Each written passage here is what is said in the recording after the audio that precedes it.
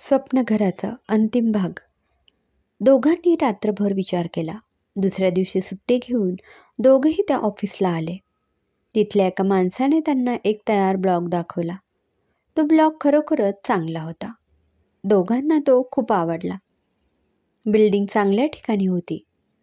दोघांनी कसे करून आपल्याला हे घर घ्यायचंच आहे असा निश्चय केला. बरीच घासाघीस करून त्यांनी भाव ठरवला. अगदी नाईलाज झाल्यासारखं दाखवून बिल्डरने तो सौदा मान्य केला. पण लवकरात लवकर पैसे भरून ॲग्रीमेंट करून ताबा घेण्यास सांगितले. दोघंही खूप आनंदी झाली होती.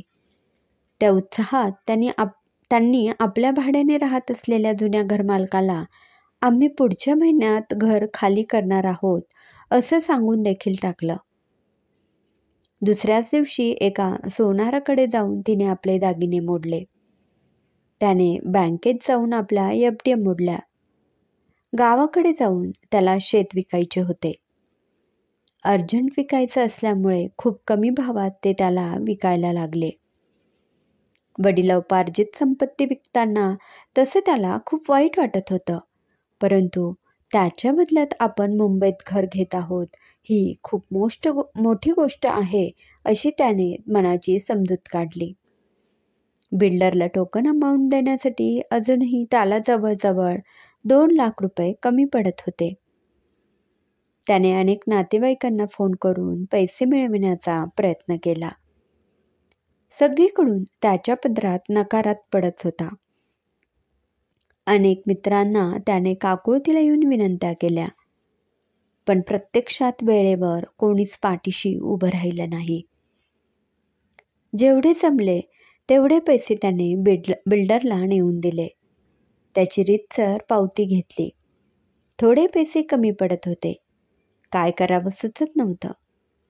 त्याच्या ऑफिसमध्ये एका पिऊनने त्याला पठाणाकडून कर्ज घ्यायची आयडिया दिली. तात्पुरते दरमहा 10% दराने 2 लाख रुपये घ्यावे.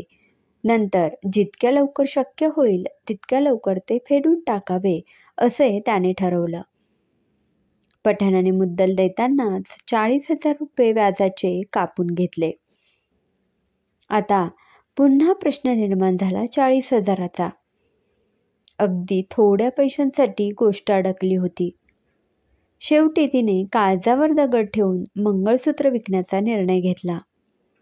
घरासाठी अशी काही ना काही तडजोड करण्याची गरज पडणारच होती. मंगळसूत्र आज ना उद्या झालेच असते.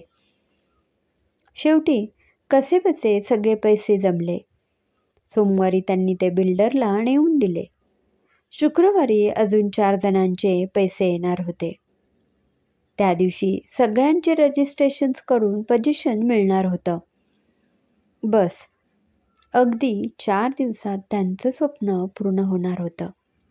शुक्रवार उजाडला. सकाळीच तयार होऊन ते बिल्डरच्या ऑफिसमध्ये गेले. तिथं कोणीच नव्हतं. ना त्या बिल्डरचा बोर्ड होता. सगळं काही बदललेलं होतं. ती दोघं तर मटकन पायऱ्यांवर बसूनच गेली.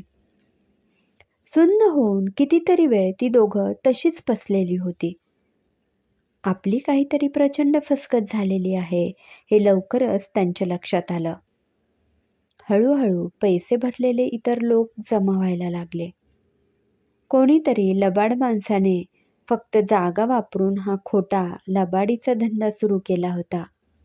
घराची स्वप्न पाहणाऱ्या साध्या भोळ्या लोकांना स्वस्त दरात घर विकायची म्हणजे दुसऱ्याच कोणत्या तरी बांधकाम चालू असलेल्या बिल्डिंगमध्ये घेऊन जायचं.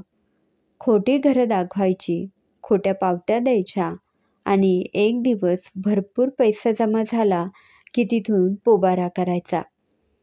हा खरा त्यांचा धंदा. दुर्दैवानं ही दोघं त्या सापळ्यात अडकली.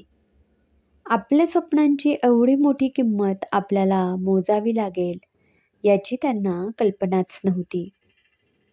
त्यांनी पोलीस स्टेशनवर जाऊन तक्रार लिहिली. पोलिसांनी त्यांनाच 4 गोष्टी ऐकवल्या. आजकालच्या महागाईच्या काळात कोणीतरी स्वस्त दरात घर विकतो यावर कोणी विश्वास तरी ठेवेल का? पण चूक होऊन गेली होती. ती दोघं तर पार उद्ध्वस्तच होऊन गेली होती. बघता बघता 20-25 दिवस होऊन गेले. एक दिवस त्यांच्या घरमालकांनी त्यांना 1 तारखेला घर खाली करणार असल्याची आठवण करून दिली. पगाराच्या दिवशी त्याला माहीत नव्हतं, परंतु व्याजाने पैसे घेतलेला पठाण आधीच ऑफिसमध्ये येऊन बसलेला होता. त्याने व्याज घेतल्यानंतर त्याच्या हातात काहीच पैसा उरला नाही. तिच्याजवळही काहीच श्रीधन उरलेलं नव्हतं की गावाकडे त्यांची काही जमीन शिल्लक राहिली होती. एका अर्थाने ते पूर्ण निराधार झाले होते. दोघंही निराश होऊन देवळामागच्या नेहमीच्या जागी जाऊन बसली. सुगरणीचा खोपा जवळजवळ पूर्ण होत आला होता. बाळाच्या आगमनासाठी दोघांची लगबग सुरू होती. दोघंही नुसते धावपळ करत होते. अचानक त्यांचं लक्ष एका बदमाश मुलाकडे गेलं.